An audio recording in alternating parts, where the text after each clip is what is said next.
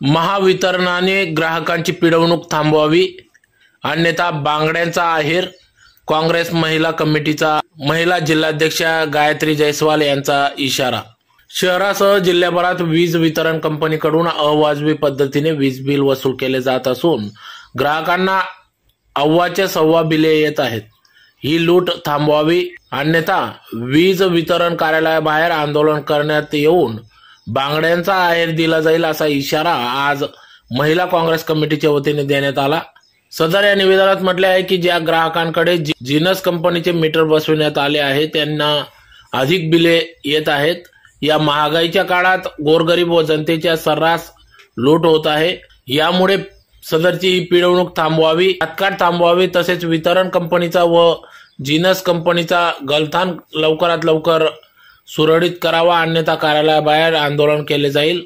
तसेच बांगड्यांचा आहेर दिला जाईल असा इशारा या निवेदनातून देण्यात आला आहे. या निवेदन देतेवेळी या ठिकाणी काँग्रेस कमिटीच्या महिला जिल्हाध्यक्षा गायत्री जयस्वाल यांनी या ठिकाणी चर्चा करून आंदोलनाचा इशारा दिला आहे. यावेळी येथील अधिकाऱ्यांनी आंदोलकांचे म्हणणे ऐकून घेतले व योग्य ती कारवाई करू असे आश्वासन दिले. तर निवेदन देतेवेळी काँग्रेस कमिटी महिला जिल्हाध्यक्षा गायत्री जयस्वाल, बानुबाई सिरसाट, अर्चना पाटील, अलका कोडी, सपना मोरे, जिजाबाई सोनवणे, सुनीता मांडगे आदि सर्व या ठिकाणी उपस्थित होते. नमस्कार.